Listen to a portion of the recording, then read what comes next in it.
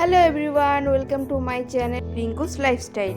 তো তোমরা সবাই কেমন আছো? আশা করছি তোমরা সবাই খুব খুব খুব ভালো আছো। আমিও খুব ভালো আছি। তো পয়লা বৈশাখ উপলক্ষে আমরা একটু ঘুরতে বেরিয়েছিলাম। তো তোমরা কেমন করে দিনটা কাটালে অবশ্যই আমাকে কমেন্ট করে জানিও। তো আমি তো শুরুর দিকে খুব ভালোই কাটিয়েছি, শেষে লেগে গিয়েছিল ঝগড়া।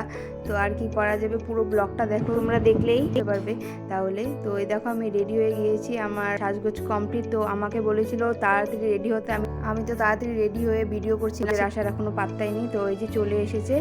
তো চলে আসার পর আমরা তিনজন বেরিয়েছিলাম, জিজু, দিদি, আমি।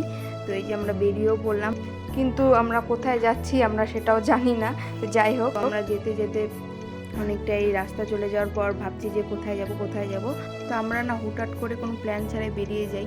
তো যাই হোক, অনেকটা যাওয়ার পর আমরা তারপর দাঁড়ালাম, কারণ গাড়িকেও তো খাওয়ানো দরকার। তো গাড়িকেও খাইয়ে নিল। আর এই দেখো দিদির পুরো লুক, আর এই যে আমি।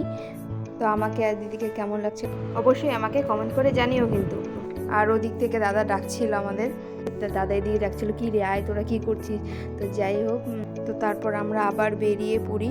তো তখন আমরা জানতাম না যে আমরা কোথায় যাব।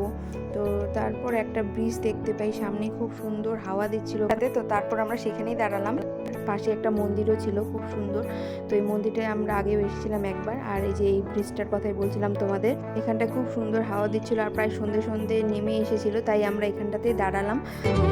তুমি বৃষ্টি চেয়েছো বলে কত মেঘের ভেঙেছি মন, আমি নিজের বলতে তোমায় চেয়েছি।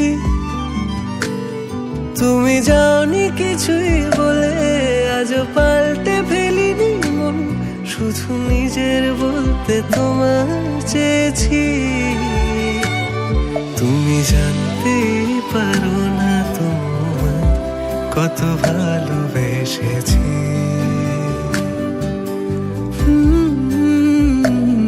তুমি জানতেই পারো। তো তারপর সেখানে কিছুক্ষণ থেকে যেই সন্ধে নেমে এলো, তারপরই লেগে গেল ঝগড়া। তোমরা কি ভাবছো আমার সাথে? না, আমার সাথে না। এই যে দেখতে পেলে দিদি আর জিজু দুজনে শুরু হলো ঝগড়া, একদম মুখ চোখ ফুলিয়ে একাকার অবস্থা, দেখতে পাচ্ছ মুখ চোখ দেখে। তারপর আর কি, এই যে দুজন মুখ ফুলিয়ে তারপর আমরা চললাম আবার। তো এখন যাচ্ছি বীরপাড়ার উদ্দেশ্যে। তো সেখানে মোমো খেতে যাচ্ছি। তো দিদি কিন্তু তখনও মুখ ফুলিয়েই ছিল। রাস্তায় প্রচণ্ড জ্যাম ছিল, তো যেতে যেতে অনেকটাই লেট হয়ে গিয়েছিল। তো তারপর আমরা শেষমেশ গিয়ে পৌঁছাই। তো চলো দেখতে থাকো পুরো ব্লগটা।